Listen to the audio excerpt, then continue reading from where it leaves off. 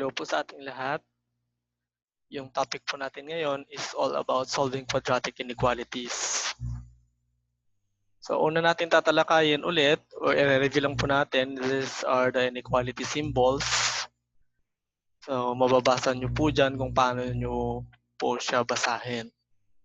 So ito pong una, binabasa po siya as is greater than. Tapos itong pangalawa is less than. Pangatlo is greater than or equal to. Tapos pang-apat is less than or equal to. Ito po yung mga conventional ways to read the given inequality symbols.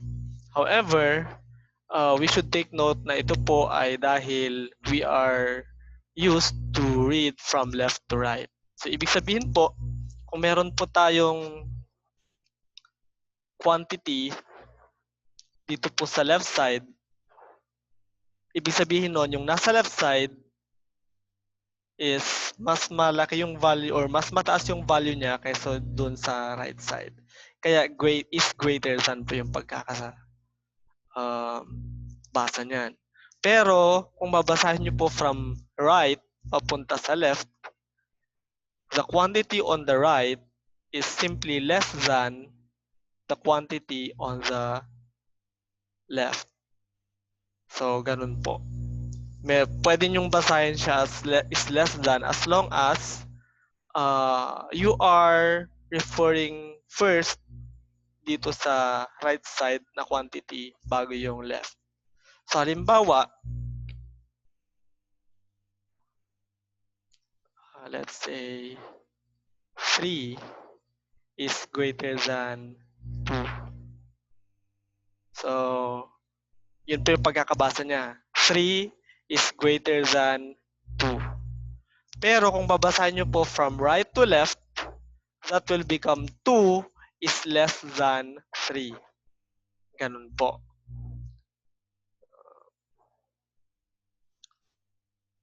Yun lamang po yung konting trivia. Ayan. Let's proceed to the next.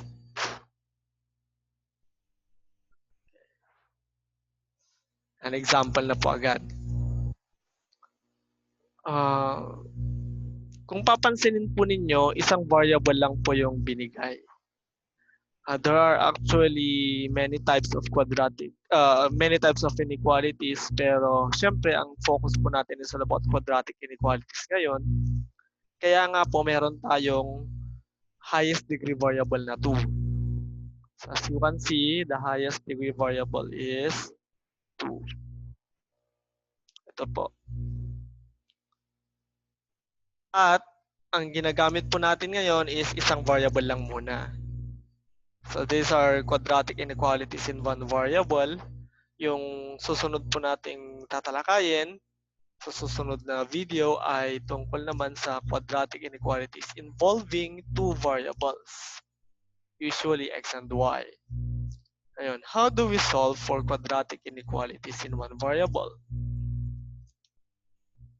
We start off with rewriting this as an equality, as an equation. So, yung inequality symbol po natin, papalitan po natin yan ng equal sign.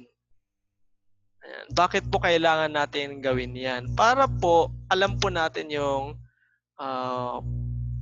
possible values of x na siyang gagamitin natin later on. We are going to use factoring in order to solve for this. Ayan. So this will become plus 4 and minus 1. Ayan. So x plus 4 times x minus 1. Equating both factors to 0. So we have x plus 4 equals 0. And we have the other one, x minus 1. Okay. Equals 0. Transpose 4 to the other side, that will become negative 4. And transpose negative 1 to the other side, that will become positive 1.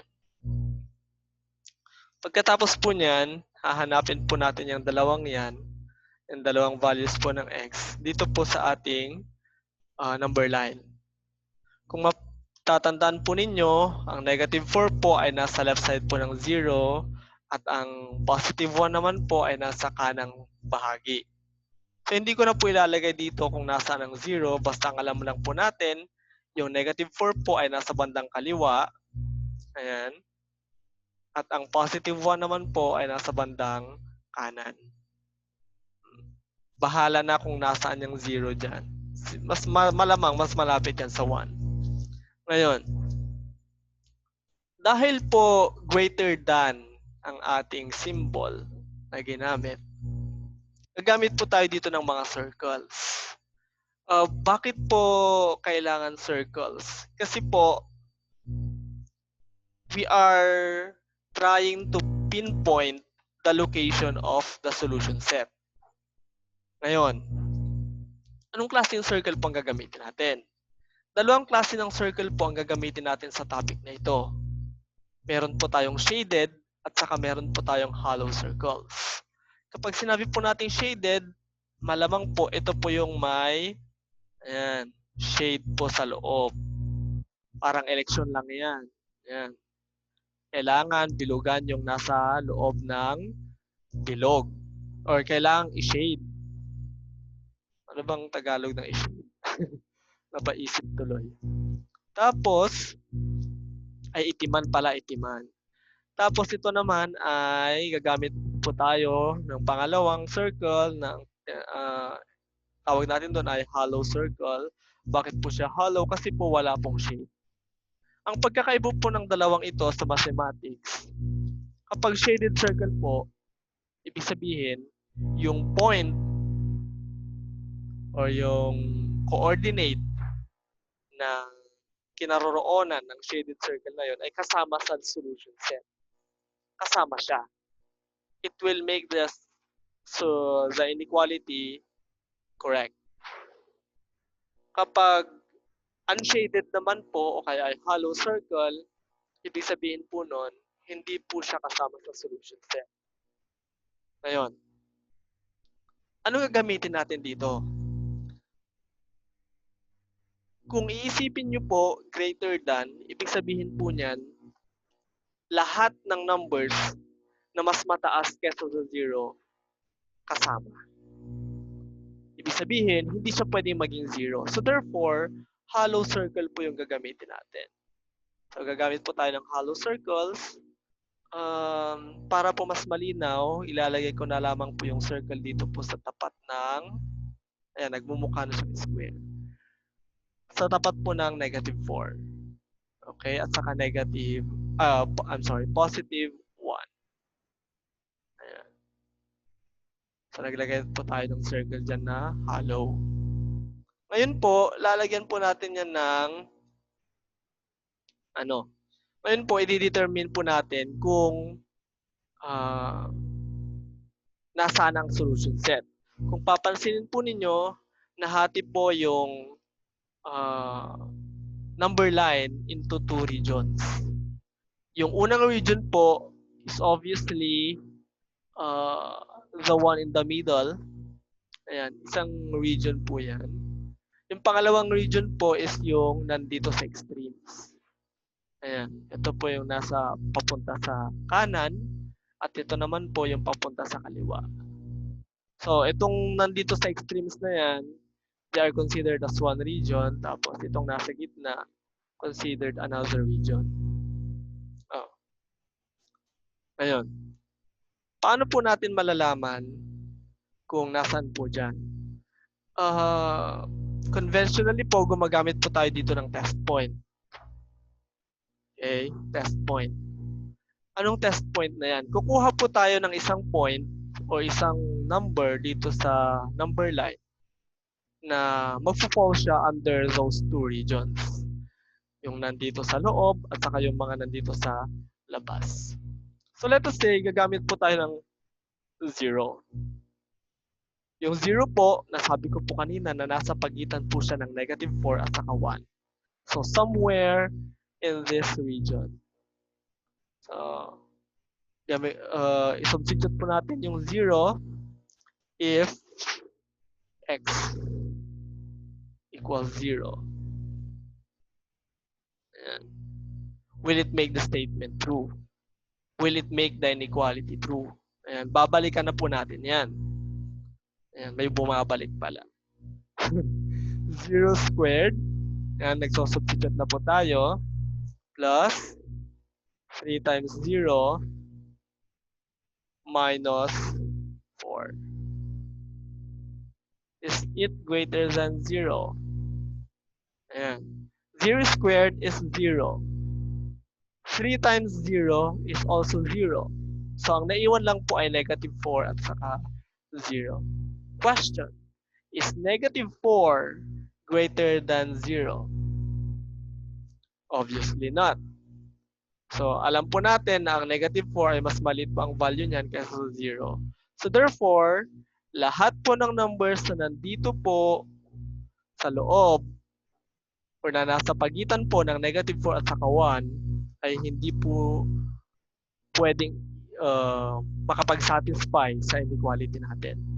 So therefore, ang ating solution set po ay nandito po sa labas. Ayan. Okay, so magdo-drawing po tayo ng arrow connected to those two circles papunta sa left at saka papunta sa right. Ayan. Yan po yung mga solution set natin.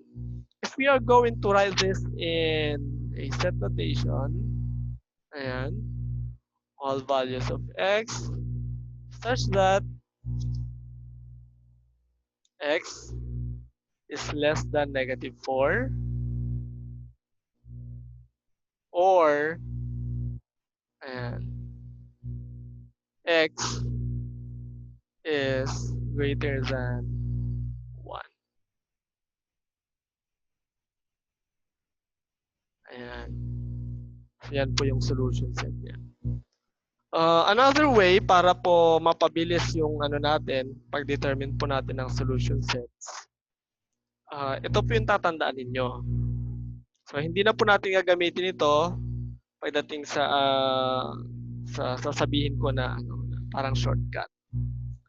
Kapag ang ating inequality symbol ayan, ay nakaturo sa 0, ang ating solution set po ay dito po sa labas. Ayan. Kapag ang ating inequality symbol naman ay nakaturo dito sa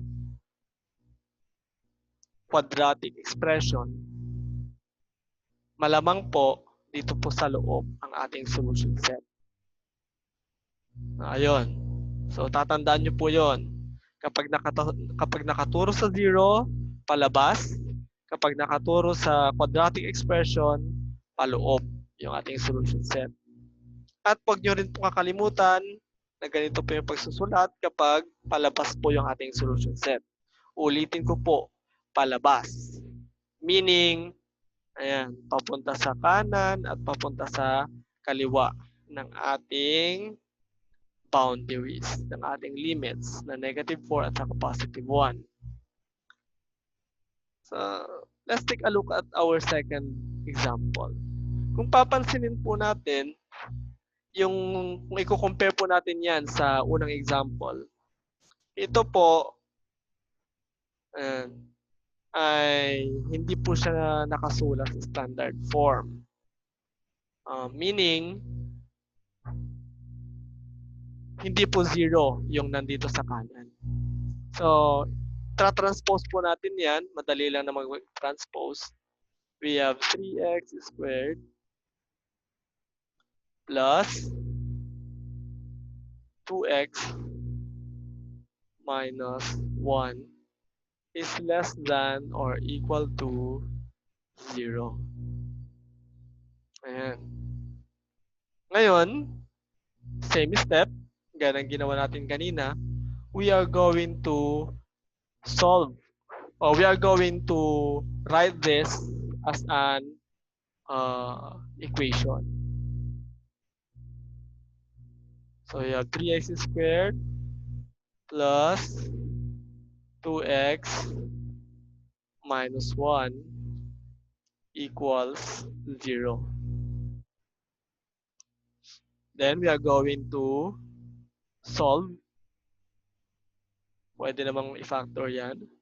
So we have 3x times x will result to 3x squared.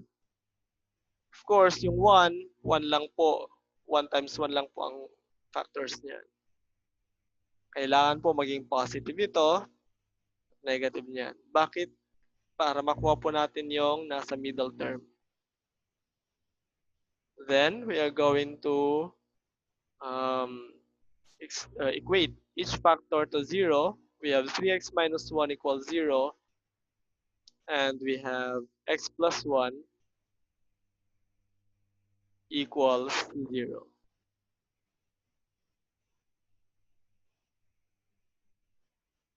Then, transpose, and continuing with our solution, eraser.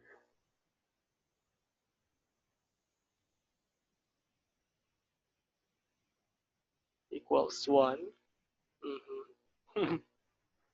And we have x plus, sorry. That should have been equals.